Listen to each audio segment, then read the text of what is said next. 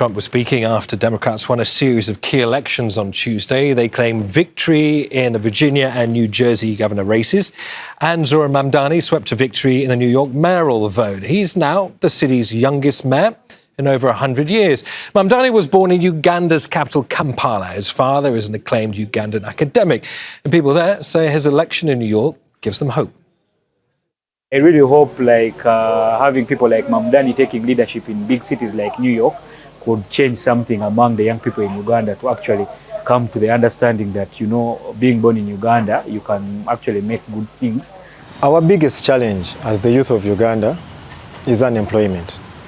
And seeing Mamdani advocating for the same, advocating to create more opportunities for the youths in the US should now inspire our leaders back home here to create more opportunities for the youth in Uganda. Joining us is Beyanga. He's a former head of radio at the Daily Monitor, where Mamdani worked as an intern. He joins us from Kampala. A warm welcome to you, Joseph. So how does it feel to see someone you mentored make history in New York?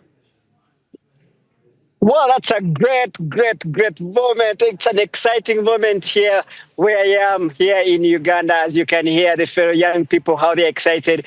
It's a great thing to see somebody. When I first met him as a teenager, I never thought he would be here.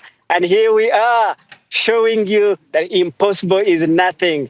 It's only impossible until you try. Congratulations, Mamdani. We are so proud of you. I can most certainly hear your enthusiasm, Joseph. It's very clear for us all. I mean, he came from what can only really be described as privilege. I think that's fair to say. His father was a well-known academic, as I mentioned, his mother, a celebrated film director. He's a well-off boy. He's done well. I mean, how does that go down in the country dealing with its own levels of poverty and inequality? Well, much as Mamdani came from that background, from the time I interacted with him as a teenager, it was never about where he was coming from. It was about who he is and where he's going. A philosophy, if each one of us applied in our lives, we'd definitely get to where we are going. It's not where you are coming from, it's where you are going. The privileges and everything never changed his perspective. I remember his time in the newsroom. Yes, he was interested in doing sports. He always looked forward. He thought he'd be a top, great sports writer. But now when he would come to the area of current affairs, he would look at current affairs, but not the big picture, not the big political actors, but how it affects the common person.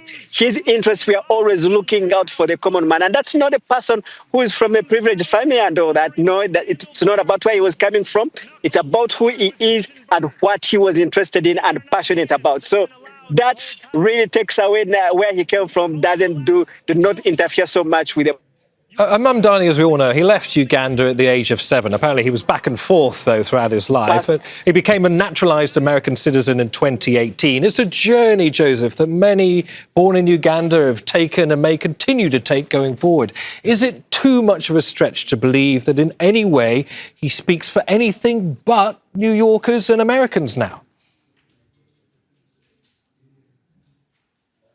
Well, he's speaking New Yorkers and speaking for Americans, and he is leading Americans in New York. And that definitely, I wouldn't say he's speaking for Ugandans, but he remains a product of Uganda, a proud son of Uganda. And you can hear him speaking in Yankole, Ogamba, Chiyoryotia.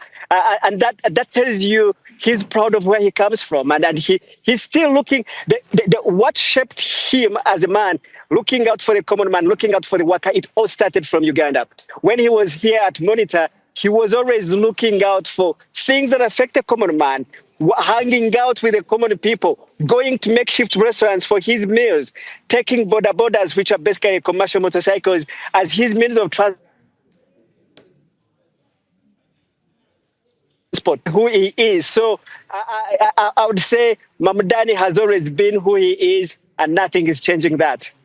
Well, Joseph, it's been an absolute pleasure to speak to you and to hear you share your enthusiasm with us. Many thanks. Joseph Beyanga there.